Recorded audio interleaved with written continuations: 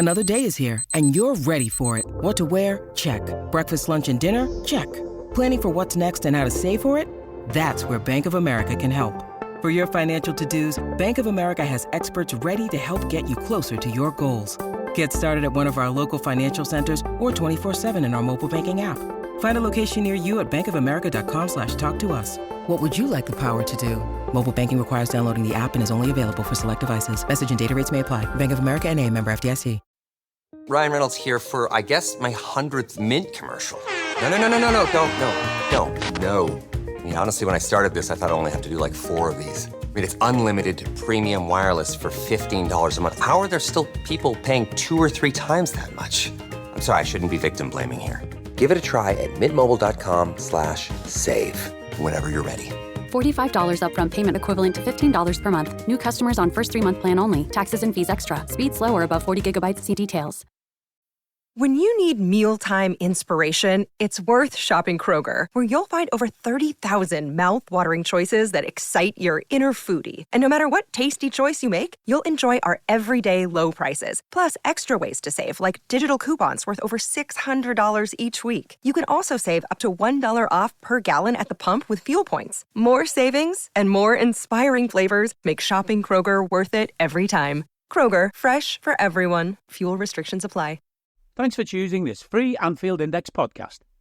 If you'd prefer to listen to this or any of our other shows without adverts, then now's the time to check out Anfield Index Pro.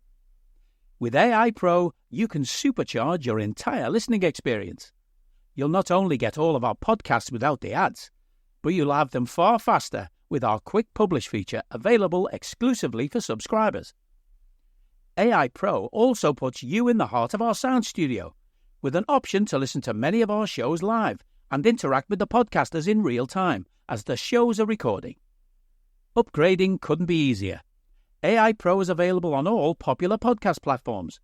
Just head on over to AnfieldIndexPro.com and get started today. Welcome to the David Lynch podcast here on Anfield Index. These shows are syndicated episodes of podcasts also available on David's personal YouTube channel and Substack page. To sign up to David's brilliant Substack, please visit davidlynchlfc.substack.com. And be sure to follow David on Twitter at davidlynchlfc.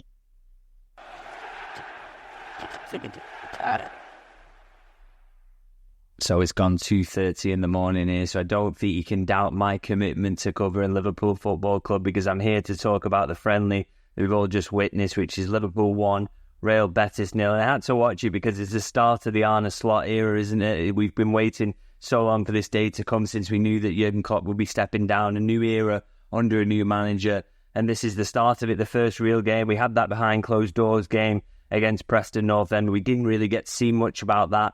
This was our first real look at what things are going to look like under the new manager. And I thought plenty of interesting things to take from it, really. Obviously, a 1-0 win, and it was really scrappy. You do expect that in pre-season. These games aren't usually champagne football, are they? It's, particularly when you're playing in sweltering heat, as they are out in the United States, in Pittsburgh. And of course, you do get a lot of substitutions throughout these games as well. So again, that just takes away from the fluency of the game. And so you never really see your best football. But as I say, I still thought there were a lot of positives to take for Liverpool. Obviously, the run out in itself is absolutely massive in terms of getting up your fitness. That's what all these games are really about, isn't it?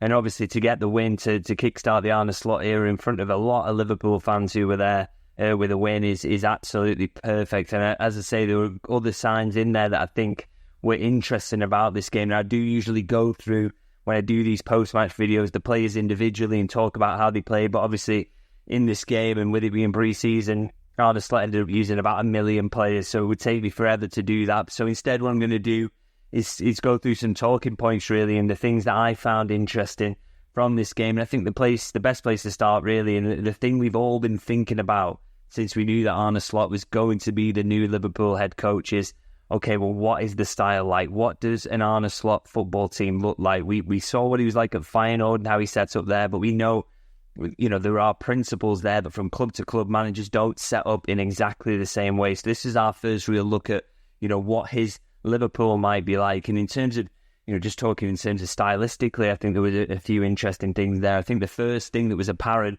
right from the first whistle, really, is that his Liverpool teams are going to pass out from the back. You know, there were some scary moments in there. I think obviously it didn't really matter in this game, but a few moments where Liverpool were really intricate passing through from the back line. You know, and Real Betis were trying to put together a high press and really putting the pressure on. And Liverpool just tried to stay cool and pass through it and pass around it. Not even really chip balls over the top. They were just trying to really, as I say, just intricate passing around that and creating triangles right from the back. And I thought, you know, that's a little bit more kind of Pep Guardiola than Jurgen Klopp. I know we've spoken in the past about the similarities between Slot and Klopp being one of the reasons he ended up getting the job. But as I say, he's a little bit more Guardiola, really, in terms of that type of passing out from the back, really risky at times. And I think people at the main stand can be known for moaning at times. And I do wonder if there's going to be some people with hearts in their mouths next season at Anfield, because, you know, as I say, that passing was really kind of brave and scary at moments, and in truth it did end up in a lot of turnovers. I mean, you can mitigate against that maybe by saying, well, look, it's just pre-season, they haven't been training in this shape for a long time. There's also, of course, a lot of really, really good technical players missing at the moment. But those turnovers, you know, that's something that Liverpool are going to have to iron out, because if this is the style and this is how they're going to play, they are going to pass out from the back in this way, then they do need to get a little bit better. But very, very early days. And another thing in terms of Slot's style, I thought we saw a little bit more maybe patient approach in the final third. This is something I think I've said in the past about Jurgen Klopp, particularly in his final season. It did feel a little bit rushed at times. It felt like, you know, they had a really high XG but didn't overachieve it. They were just about par with that. And you look at Arsenal and Manchester City, for example, they had less XG but actually outscored Liverpool last season by slightly overachieving their XG. And I think for me, that talks about how precise they are in the final third, whereas Liverpool were very kind of slapdash, get the ball there as quickly as possible and just try and get the ball in the back of the net. And so that ends up with a high XG but not outperforming it because that precision wasn't there. And you know, I thought it was interesting. Curtis Jones' interview did this week where he talked about, you know, there is that little bit more of a patient approach in the football that he's seen from Arne Slot so far. And I do think we saw little bits and bobs of that. Again, not absolutely perfect. And there were some rush moments later on, particularly when the kids came on late in the game. But I do think you could see in that initial part of the game, they were trying to be very precise in the build-up and a little bit more, you know, slow about it, really. Obviously, we're so used to that slightly more direct football under Jurgen Klopp. So again, I think this is going to be a change that Liverpool supporters are going to have to get used to. But we didn't see the perfect examples of it today because, again, you know, they're having double sessions, the tiredness is there, all that, the sweltering heat, and the fact that, you know, Real Betis played a decent game themselves. So we didn't see that perfectly, but I did think there were moments where we could see that they would just pause in to take a look left and right, and really sort of where are the gaps, how can we pull them out of shape. So going to be really interesting to see how that develops, particularly over the tour and heading into, you know, there's only 3 more friendlies before they play that game against Ipswich. So that's going to have to come together pretty quickly. But we did see occasional signs of that. Now, another element I want to talk about, I suppose this does feed into Slot's style, is formation. I thought that was particularly interesting today because, as you may have noticed, is that Liverpool lined up in kind of almost a 4-4-2 really, and it was a 4-4-2 with a double false 9 in it, which I don't think I've ever seen before, with Dominic Szoboszlai and Harvey Elliott as false 9s. That really wasn't the formation I would have expected him to go with. Now,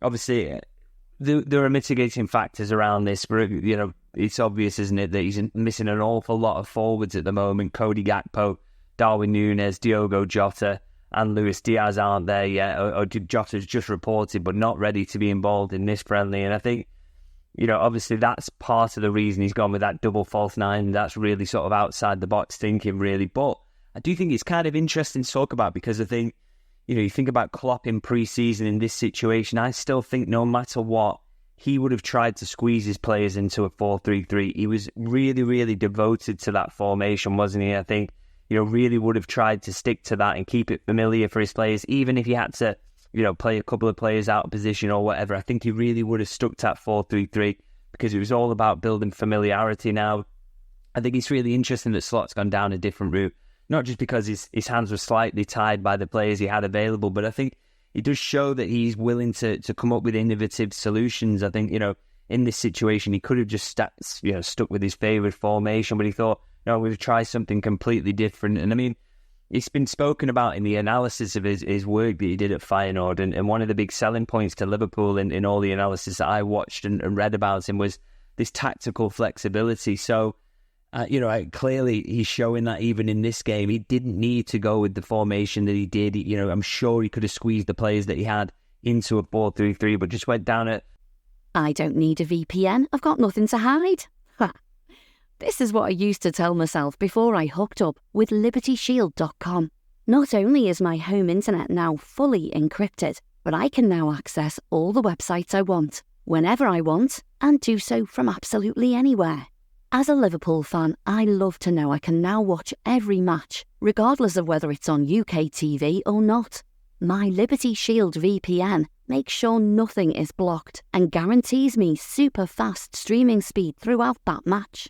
You can get connected right now with their software package, which includes a 48-hour no-obligation free trial and instant access to their apps for Apple, Android, Fire TV, PC, Mac and Android TV.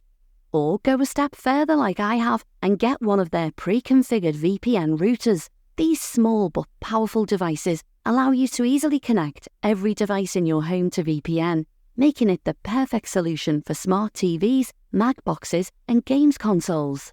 Visit LibertyShield.com today and use coupon code AIVPN25 to get 25% off at checkout. When you need mealtime inspiration, it's worth shopping Kroger, where you'll find over 30,000 mouth-watering choices that excite your inner foodie. And no matter what tasty choice you make, you'll enjoy our everyday low prices, plus extra ways to save, like digital coupons worth over $600 each week. You can also save up to $1 off per gallon at the pump with fuel points. More savings and more inspiring flavors make shopping Kroger worth it every time. Kroger, fresh for everyone. Fuel restrictions apply. There's a lot that could impress you about the all-new Honda Prologue EV. True, it's got class-leading passenger space and clean, thoughtful design and intuitive technology. But what really sets the Prologue apart from the competition is that it's more than an EV. It's a Honda. Honda, the power of dreams. Visit honda.com/prologue to learn more. A milestone moment creates a beautiful memory for years to come. And now's the time to celebrate it with 35% off select pieces at Blue Nile. Blue Nile makes your most valuable moments sparkle with jewelry gifts of the highest quality offered at the best price. You'll also find expert guidance and the level of convenience you'd expect from the world's leading online jeweler. Right now, take advantage of 35% off select pieces at BlueNile.com. That's BlueNile.com. BlueNile.com. This episode is brought to you by Experian. Are you paying for subscriptions you don't use but can't find the time or energy to cancel them? Experian could cancel unwanted subscriptions for you, saving you an average of $270 per year and plenty of time. Download the Experian app. Results will vary. Not all subscriptions are eligible. Savings are not guaranteed. Paid membership with connected payment account required. A slightly different route to that, and I think kind of surprising, but also shows that he's going to stick to that. He's going to be flexible. There's not a rigid tactical formation that he's absolutely going to stick to. And I think we are going to see changes throughout the season, and that's going to be really interesting. Now, that's not to say that's better than Jurgen being devoted to that 4-3-3. I mean, look what he won at Liverpool and how well that worked. That familiarity and that consistency clearly has major upside. So, not saying that it's better to be more tactically flexible. In fact, it might even be worse. We'll see how the results go. But I do think it's interesting, a real difference between Slot and Klopp that we've maybe can learn or we've seen in that first friendly. And really, again, another one, it's interesting to see what happens next and sort of how that plays out. Now, again, kind of talking about the shape as well. And another thing I thought was really interesting about how Liverpool was set up in this one. Now, you remember at Slot's unveiling press conference, he really batted away a question, didn't he, about 4-2-3-1 and whether his Feyenoord team set up in that. But to be honest, watching that game today, I actually thought I can kind of see why that question got asked. I can see why a lot of people who wrote about Slot's tactics felt that he favoured a 4-2-3-1 formation. And the reason for that, even though Liverpool weren't set up in that way today specifically, is because it was quite clear to me in the build-up when Liverpool had the ball that the midfield was dropping into a double pivot. Now, that was in the first half, that was Endo was in there, obviously, as a holding midfielder, but Jones was dropping in alongside him, really making a two to create kind of a box with the two centre-halves to help them play around that Real Betis press. And obviously it continued into the second half as well when it was Naoni and Tyler Morton were doing that together. And then Bajcetic came on as well in the second half as well. But it was all working in that kind of double pivot. So clearly that's an important principle, really, of how his teams are going to build up. And I think that's fascinating for a couple of reasons. Obviously, in terms of what that means for the players that Liverpool have got, which profiles fit best into that. Is it going to be Endo and McAllister? Is it going to be Jones and McAllister? Can they work as a two? Do you need a pure natural holder in there or not? I think it's going to be interesting to see how that kind of shakes up. But I think it's also what it says about the profile that Liverpool might be looking for in the market as well. Now, Liverpool have had real trouble, haven't they, signing that number 6 in recent summers. Obviously, we know that they would like Tchouaméni, that they wanted Moises Caicedo and put that big bid in for him.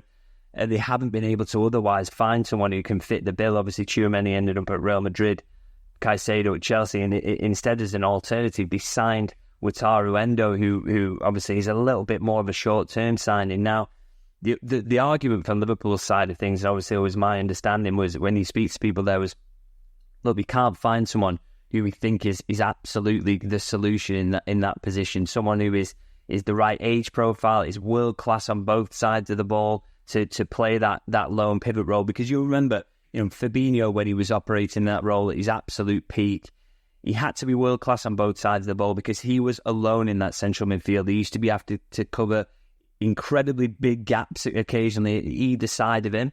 And then he would also have to be world-class on the ball and then world-class off it in terms of his tackling and his ability to intercept the ball and his intelligence. And so you really had to be an unbelievable all-rounder. Now, at the moment, clearly, and Liverpool have clearly admitted as much, is that they don't think that there are enough of those around. They love Tchouaméni, but they couldn't get him. They love Caicedo, but they couldn't get him. And then that's why they went down the route of the Endo signing. Now, but what I think is interesting is that if you are going to operate in a double pivot, and this is going to be, a big party build-up rather than going with that single pivot and putting a lot of pressure on him on the ball, I think if you've got a double there, maybe that world-class number 6 that you're looking for doesn't have to be absolutely top class in terms of use of the ball. Maybe it doesn't have to be Fabinho level of use in the ball or Tchouaméni. Maybe they can be slightly less of that because they're going to have a teammate right next to them to help them use the ball, to help them play out of spaces. Maybe that changes slightly the profile of holding midfielder Liverpool are looking for. And in reality, kind of increases the size of the pool that they might be shopping in and makes it maybe more likely that they do go and find that holding midfielder this summer. I think that's just something I noticed about that play in that double pivot. Again, maybe with top slots tactical flexibility, we won't see that double pivot in the next game, and maybe he'll go back to a sole holder. We'll have to see if it continues to work like that in builder. But I do think that could have interesting consequences in terms of Liverpool's transfer approach. And again, just one to really keep an eye on, because it's such early days, but I just thought that was an interesting one and could have an impact in terms of what happens to Liverpool in the transfer market. Let's see how they go. Now, finally, just wanted to pick out kind of a couple of players that I was impressed with. Obviously, didn't want to go through them all. Quite liked Dominic Szoboszlai's goal. Again, I spoke about him and the fact that I think that he's a player who can really underslot. You would like to see really kick on. Obviously, he had a decent first season at Liverpool, but it felt like, it was hampered by inconsistency at times. And I think he's someone who could hopefully put it all together under a new manager. And I thought he showed great energy in his pressing as well today. And obviously the goal will do a lot for him in terms of confidence and get him going under this new manager. I thought Jarell Quansah was worthy of mention as well. If Liverpool are going to be passing the ball out from the back in this really risky way, he is really suited to that. His calmness on the ball is clear, isn't he? He's so good at that. And I thought he was class in every aspect of his defending as well. What a talent Liverpool have got on their hands, and looking forward to seeing, where he goes this season and watching his development continue. And I also really like Connor Bradley's performance as well. Again, class on both sides of the ball. Another academy graduate who was in League One, not last season, the season before, on loan, and has come back and is just an absolutely top-class footballer. So I'm sure there's going to be a lot of minutes available to Bradley in the coming season. I just wanted to finish as well by talking about the player I was probably most impressed by of all, and that was Trey Ione. Obviously, just incredible. Really, he's on the tour at this tender age, but he's clearly highly rated by everyone at Liverpool, and maybe there are minutes again for him if he sticks around this season. I thought his fingerprints were all over the only goal of the game. It's him who takes the ball in a deep position in midfield, fires the ball through the lines. That gets Szoboszlai then in at the defence. Quick 1-2 with Salah, and it's a goal. But the key element of the goal, even though Szoboszlai and Salah were fantastic in that, was Ione's ball that gets him through. It gets Szoboszlai through at that defence and really breaks the Betis lines down. And he kept doing that constantly. I thought, just constantly those passes through the lines. He's really tidy with the ball at his feet in terms of dribbling as well.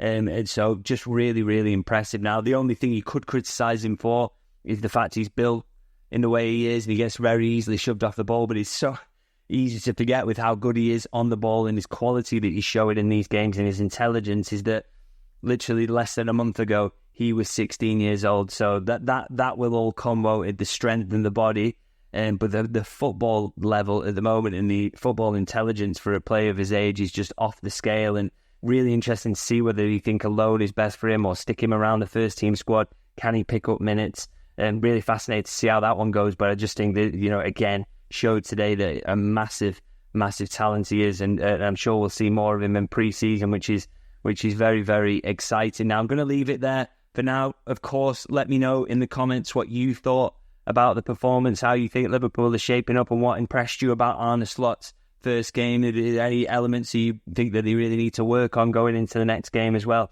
Always interested to hear your thoughts. If you can like and subscribe as well as ever, so much more to come, isn't there, in pre-season? And I keep saying it, the Richard Hughes promised there was going to be more transfers in August.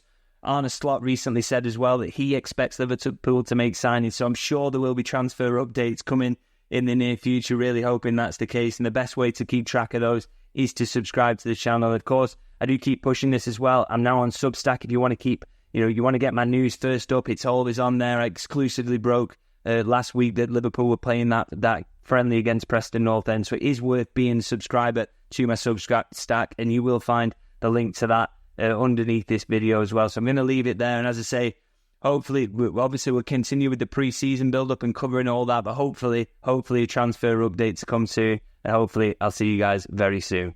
We hope you enjoyed listening to this Anfield Index show. Please be sure to subscribe to our channel so future podcasts find their way to your device automatically. There's nothing quite like fan engagement, and we'd love to know what you think of anything discussed on this show. The best way to get in touch is over on our free Discord community, where both podcasters and listeners debate the hottest LFC topics 24/7. Sign up free now at AnfieldIndex.com/Discord. You won't regret it. You can also follow us on Twitter at Anfield Index and find us on Facebook by searching for Anfield Index. Oh, and before you go, we'd love it if you could leave us a 5-star review on your favourite podcast app. It only takes a couple of seconds, and it means the world to the people who create these free shows. Sports Social Podcast Network.